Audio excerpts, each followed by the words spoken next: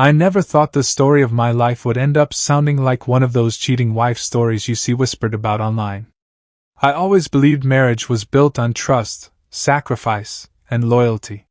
For years, I worked tirelessly, pouring every ounce of my energy into providing for my wife, Hannah. We'd been together for 8 years, married for 6, and in that time, I thought we were unshakable. But what I didn't know was that while I was out there sacrificing, she was writing her own secret script of betrayal and heartbreak behind my back. And the way I discovered it, well, that night at her lavish company party, the one I paid for, would forever change how I saw love, marriage, and trust. Let me start from the beginning, because if you don't understand how much I invested in us, you won't feel the weight of the knife she drove into my back. Hannah wasn't just my wife. She was my best friend, my partner, my anchor in storms I thought I couldn't weather alone. We met in college, both broke, both struggling, both with dreams bigger than our pockets. I still remember the first night I saw her, sitting cross-legged on the dorm lawn, laughing at some joke her friends cracked.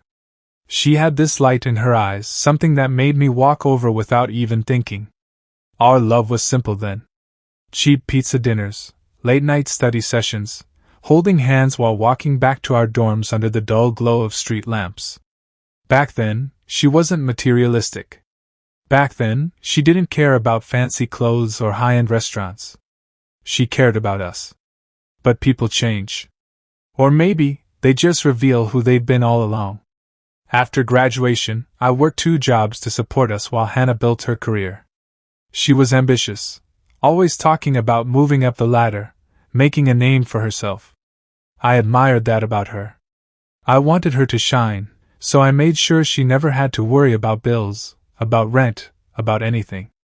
She landed a job at a rising marketing firm. At first, it was great. She came home with stories about her team, her projects, her big wins. I encouraged her, bought her gifts when she got promotions, even surprised her with a car when she said the commute was draining her. I thought I was being a good husband. No, I knew I was. But slowly, cracks started to appear. She began coming home later and later, blaming work dinners and late meetings. She stopped asking me about my day, stopped laughing at my jokes, stopped looking at me the way she used to. At first, I brushed it off. Every marriage goes through phases, right? I told myself she was stressed, overworked, tired. But deep inside, there was this gnawing feeling that something wasn't right. Fast forward to that night, the night that shattered everything. Her company was hosting a massive party at one of the most luxurious hotels in the city. A black-tie event, with open bars, chandeliers that sparkled like diamonds, and music that echoed through every gilded hallway. And guess who paid for it? That's right, me. You see, her company had budget issues. They wanted the event but didn't want to front the full cost. Hannah, knowing how much I'd always supported her, asked me if I could help sponsor part of it under the name of my small business. I didn't even hesitate. I cut a big check because I wanted her to feel proud, wanted her to walk into that ballroom with her head held high, knowing her husband had her back. What I didn't know was that by doing so, I was funding my own heartbreak. The night of the party, I dressed in my best suit. Hannah looked stunning, an emerald green gown that clung to her curves, her hair styled perfectly. She looked like the woman I fell in love with, and for a moment, I felt proud walking in beside her. But then, things shifted. As soon as we arrived, she let go of my hand. She slipped into hostess mode, floating from one group to another, laughing too loudly at jokes, touching arms, smiling in ways I hadn't seen directed at me in years. I stood back, champagne glass in hand, watching, trying not to feel like an outsider at my own wife's world. She introduced me to people briefly, but it felt rushed, like she didn't want me lingering too long. Like I was just a prop. And then I noticed him. He was tall, sharply dressed, with that smug confidence of someone who thinks the world owes him everything. I watched as Hannah's eyes lit up when she saw him. She hugged him just a little too tightly, laughed just a little too freely. All night, I kept seeing it, the way her hand brushed his arm, The way she leaned in when he whispered something to her, the way she ignored me when I stood just a few feet away. People around me probably thought I was imagining things. Maybe some of you listening now are thinking the same. But a husband knows. When the woman you've given your life to suddenly treats another man like the center of her world, you know. Hours passed. I tried to shake it off, tried to mingle, tried to tell myself it was just her being friendly. But then, I decided to step out for some fresh air. The ballroom lights were too bright, the laughter too hollow. That's when I saw them. Through the glass doors leading to the hotel's garden patio, I spotted Hannah and that man. They were tucked in a corner, half hidden by potted plants, their faces close. Too close. At first I froze. My mind went blank, my body numb. I didn't want to believe it. But then, I saw it. Her lips on his. The woman I had sacrificed everything for was kissing another man at the very party I had funded. My chest burned, my hands shook, my world collapsed in on itself. This wasn't just a cheating wife story, it was my life. My heartbreak. My broken marriage drama unfolding in real time. I didn't storm out there. I didn't scream. I didn't cause a scene. Instead, I turned and walked back into the ballroom, every step heavier than the last. I replayed everything in my head, every late night, every excuse, every cold shoulder. It all made sense now. She hadn't been working late. She'd been building a secret world with someone else. I sat down at an empty table, staring into my glass. People laughed and danced around me, but all I could hear was the shattering of my own illusions. And yet, even in that moment of devastation, a thought began to form. A dark, steady thought. If she wanted betrayal, I would show her revenge. If you're still listening, don't forget to like this video. And comment below, what would you do if you were in my shoes, sitting in that ballroom, watching your wife betray you? Hannah returned to me later, her lipstick slightly smudged, her laugh too forced. She acted like nothing had happened, like I hadn't just witnessed her sell out our vows for a few stolen kisses. Are you having fun? She asked, her tone light, almost rehearsed. I forced a smile. Yeah. Great time. She nodded and looked away quickly, scanning the room for him. At that moment, something inside me shifted. I realized the woman standing before me wasn't the woman I married. She was a stranger who had traded loyalty for lust. But if she wanted to play games, then I'd play mine better. As the night dragged on, my mind wandered to memories of us. Our wedding day, her walking down the aisle, tears in her eyes, whispering vows about forever. The nights we stayed up dreaming about kids, about buying a house, about traveling the world. Were those moments lies too? Or had she truly loved me once? That's the cruelest part about betrayal. It makes you question not just the present, but the entire past. Planting the seeds of revenge. I didn't confront her that night. No. That would have been too easy for her. She would have cried, apologized, maybe even gaslit me into thinking I misunderstood. Instead, I kept quiet. I watched. I planned. Because sometimes, forgiveness versus revenge in marriage isn't really a choice. Sometimes, the betrayal is so deep, the only thing that makes sense is to let the other person drown in the consequences of their own actions. And I was about to make sure Hannah drowned. When the party finally ended, Hannah was tipsy, her laughter high-pitched, her perfume thick in the car. She leaned against the window, humming to herself, acting as though the night had been perfect. I drove in silence, gripping the wheel so tightly my knuckles went white. You were quiet tonight, she slurred. Just tired, I said. She smiled faintly, then closed her eyes, drifting off to sleep.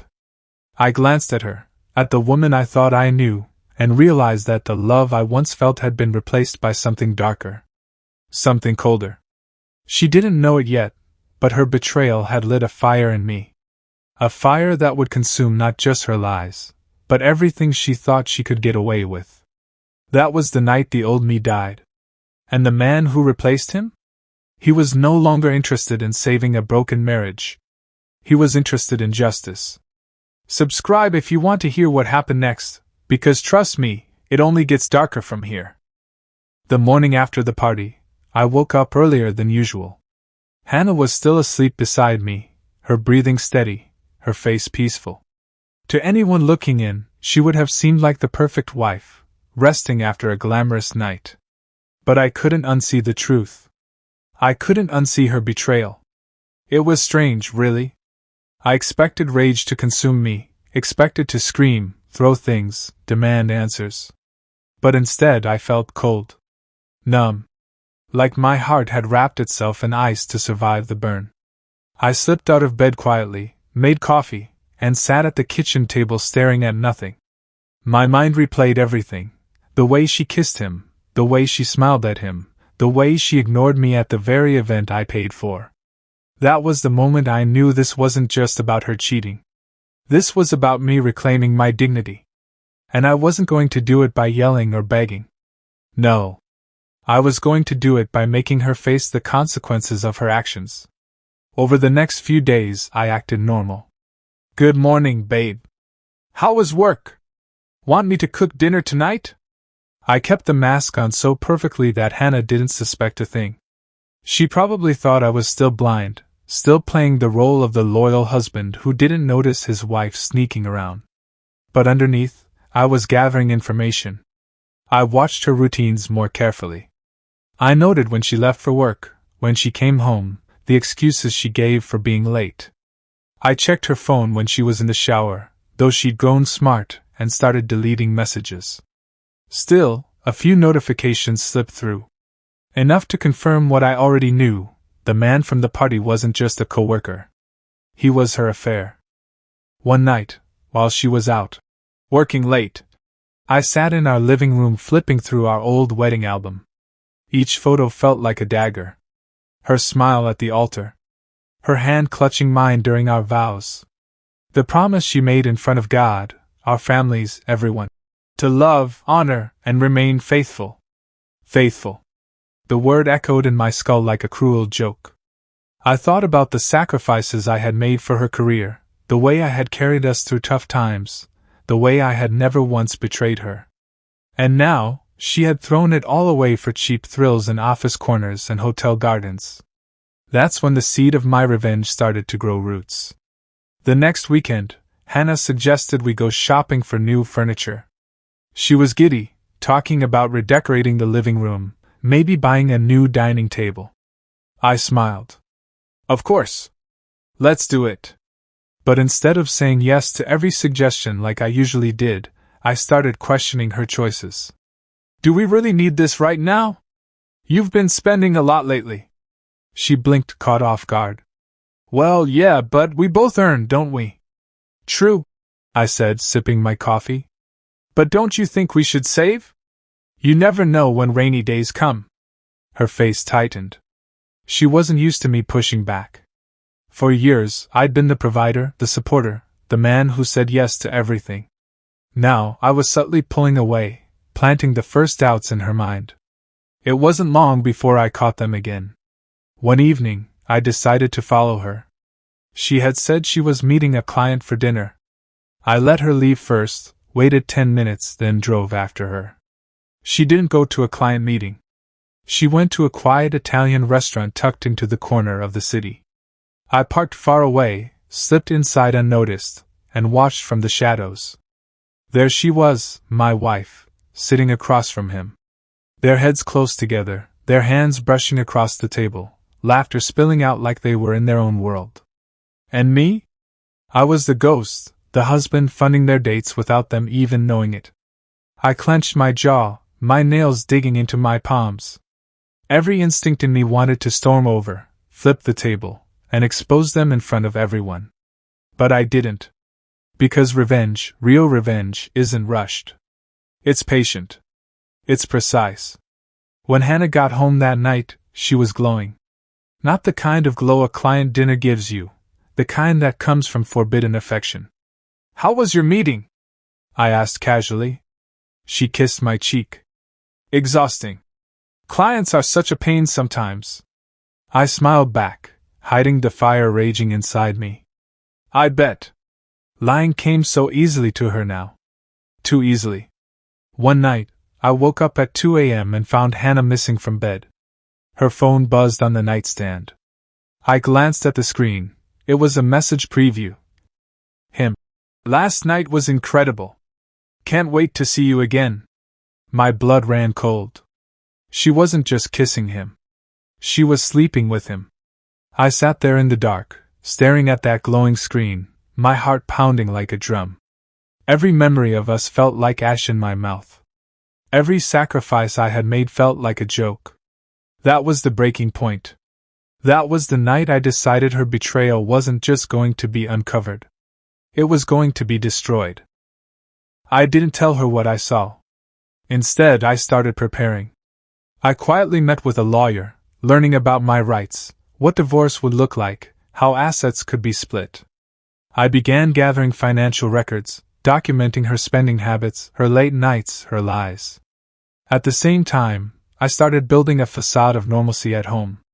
I still cooked dinner. I still kissed her goodbye in the mornings. I still made love to her sometimes, though each touch felt like poison. Because you see, forgiveness versus revenge in marriage isn't always about the heart. Sometimes it's about strategy. And I was determined to win. Hannah must have sensed something eventually. One evening, while we were watching TV, she turned to me and said, "You've been different lately." I raised an eyebrow. Different how? I don't know, quieter. More distant. I shrugged. Just stressed with work. She studied me for a moment, then nodded. Okay. Her voice was steady, but her eyes flickered with unease. She was starting to worry, though she had no idea I already knew everything. That night, I remembered something my father once told me. Son, when someone betrays you, you have two choices. You can burn with them, or you can rise while they sink. At the time, I didn't understand. But now, those words were my guiding light. I wasn't going to let Hannah drag me into the ashes of her betrayal. I was going to rise, and watch her crumble.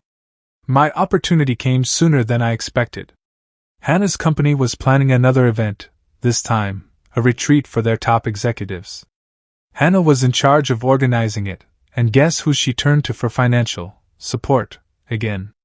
That's right, me. But this time, I didn't write a blank check. This time, I played smarter. Of course I'll help, I told her. But let's make it official. I'll send the funds directly through our joint account so everything's transparent. Her smile faltered for a second before she recovered. Yeah? That's fine. But I caught that flicker of hesitation. She didn't like the idea of transparency. Which made me realize something even bigger. She wasn't just cheating with her body. She was cheating with our finances too. The more I observed, the more I noticed Hannah slipping.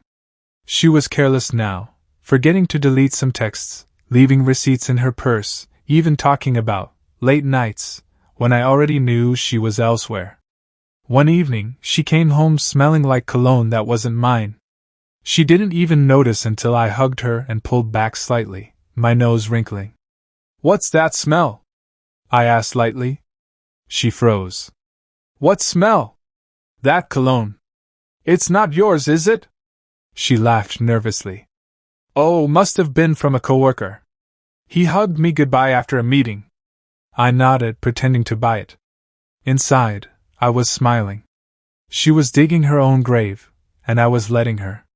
Revenge doesn't always start with explosions. Sometimes, it begins with silence.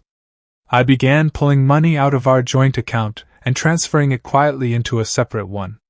I reduced her access to my business funds. When she asked for help with bills or shopping, I made excuses. At the same time, I started documenting everything.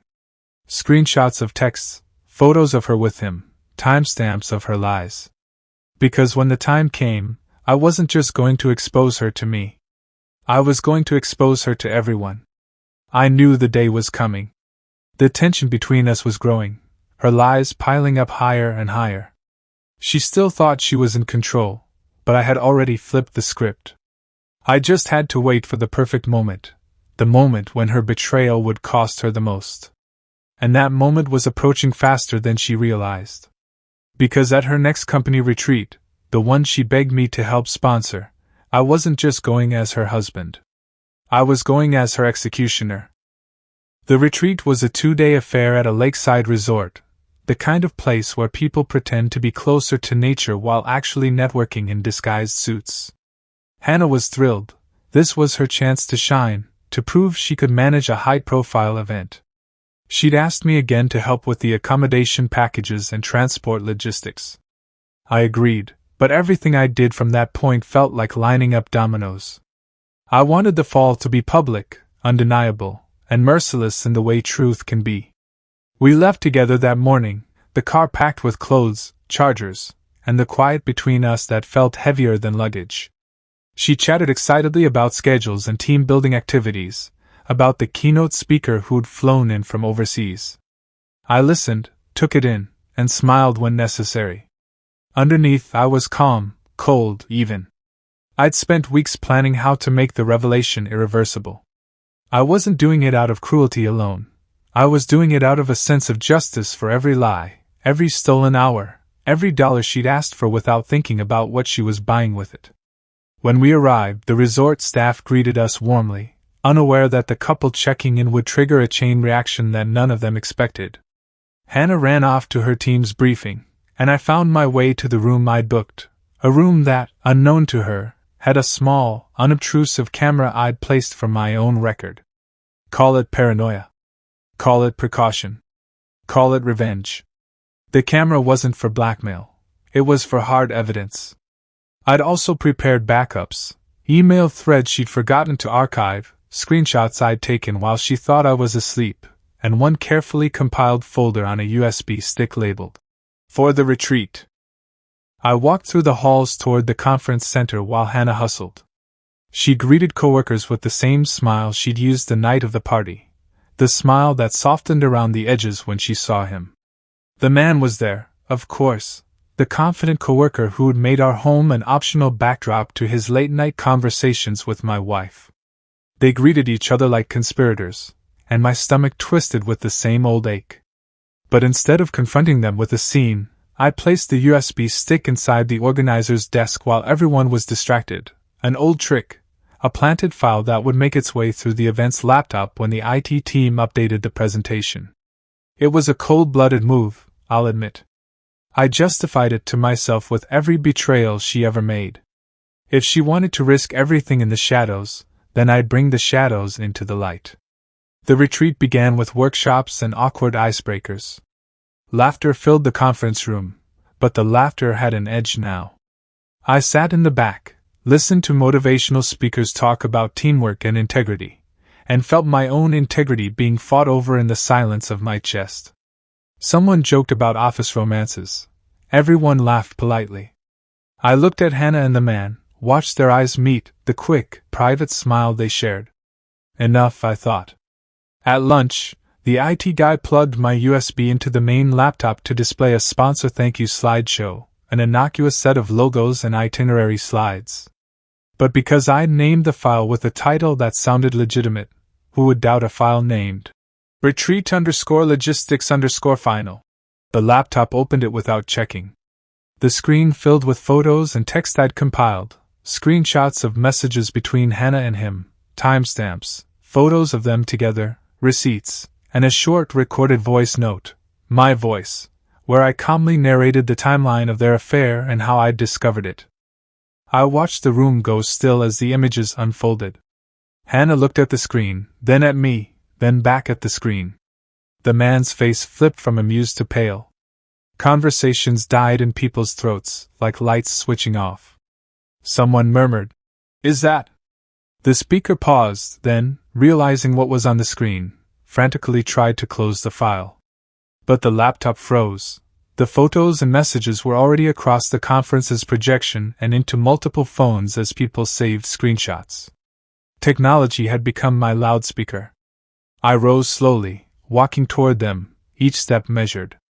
There were 1,000 ways this could go wrong: accusations of manipulation, claims of invasion of privacy, gaslighting.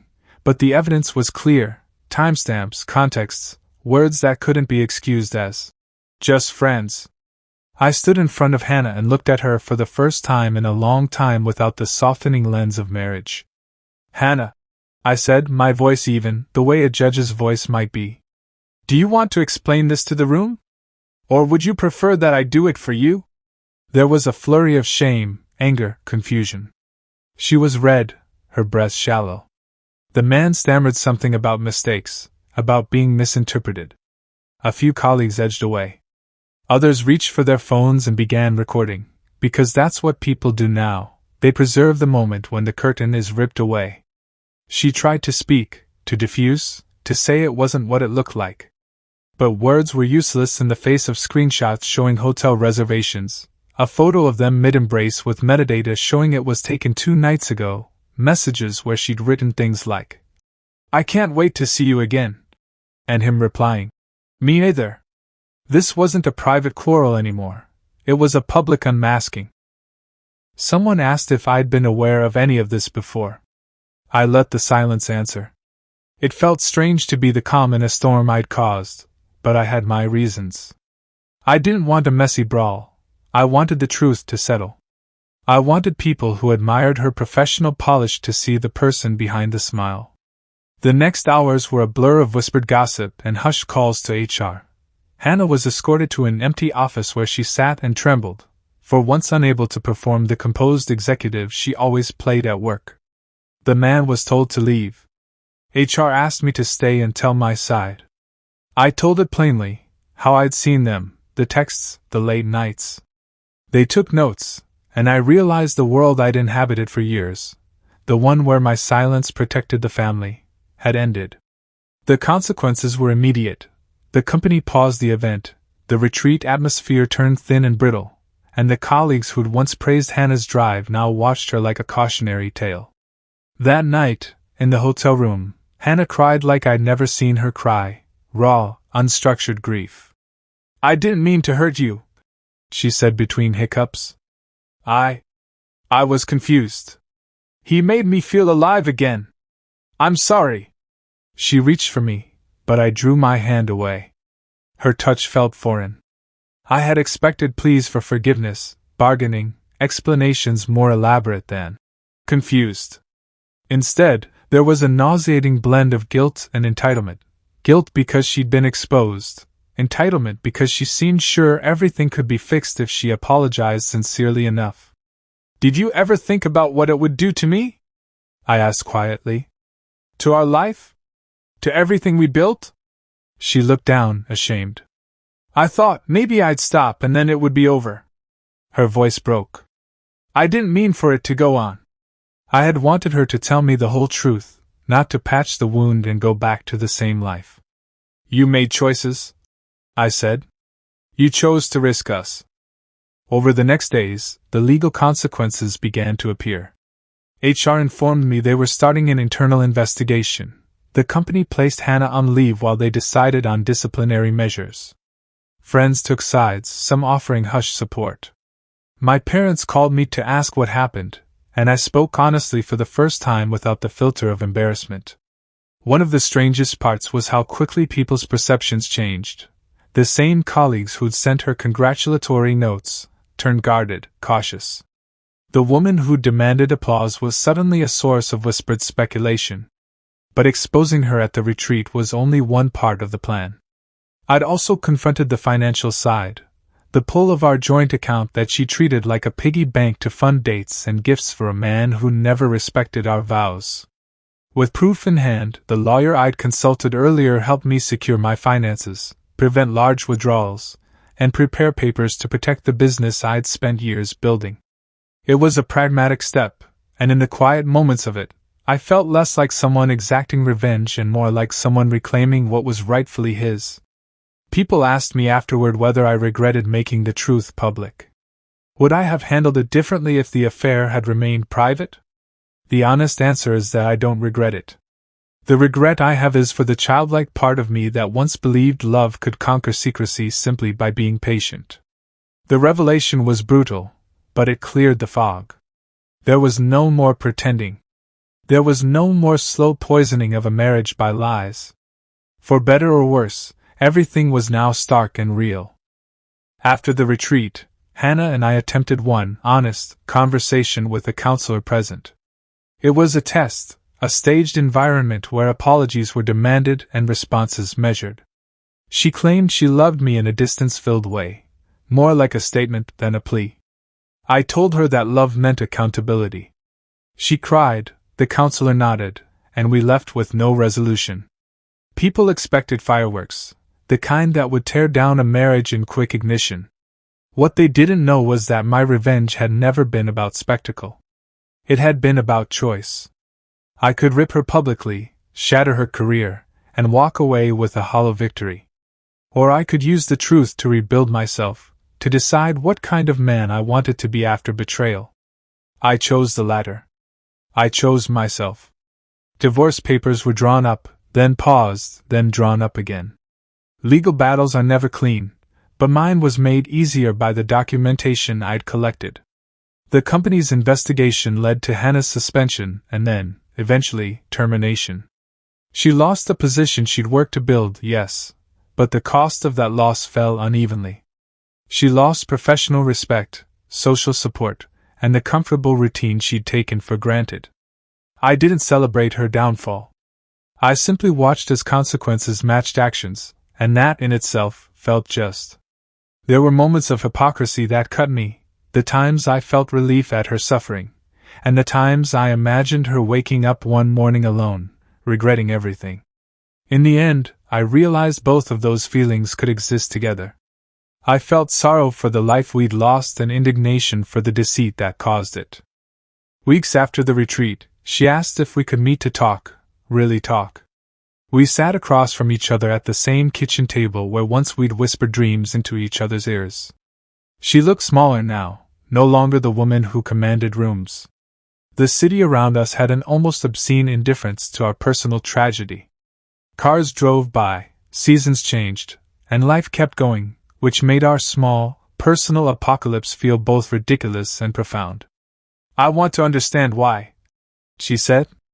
"I want to know what I did that made me choose this." I could have launched into a sermon about vows and morality, but that wasn't what I wanted to teach. Instead, I told her the truth, about how the little withdrawals of honesty over time had coalesced into a canyon between us. I told her about the quiet nights I'd spent making sure the stove was off and the children's homework checked. I told her the little frustrations I had never voiced because I thought love would always smooth them out. Mostly, I told her how it felt to be betrayed, less about the act and more about the erosion of trust. She listened, sometimes nodding, sometimes weeping. At one point she reached for my hand, hesitated, and then withdrew. "Can we try?" she asked, small and fragile. I thought about the word try, about forgiveness versus revenge in marriage, about whether reconciliation could ever truly heal such an open wound. Forgiveness is not an eraser. It does not make the past vanish. It is a process, an act of courage that might lead to rebuilding. Revenge is easier, it's immediate, visceral, satisfying. Forgiveness is a longer path, not guaranteed to succeed. I told her I needed time.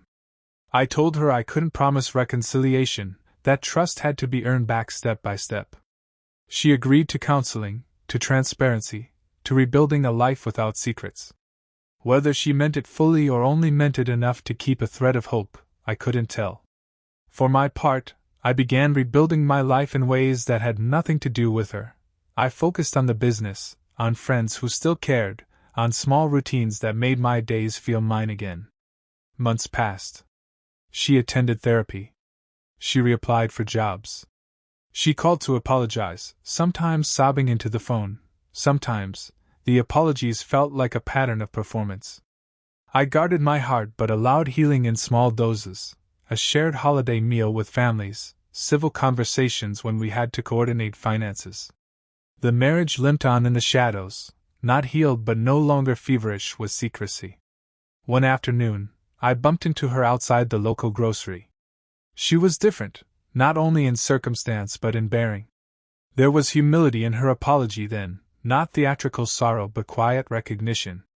"I am sorry," she said simply, and I felt the words land. I offered a reply that wasn't vengeance and wasn't naive. I forgive you in the sense that I will not spend my life trying to hurt you back. But I will not forget.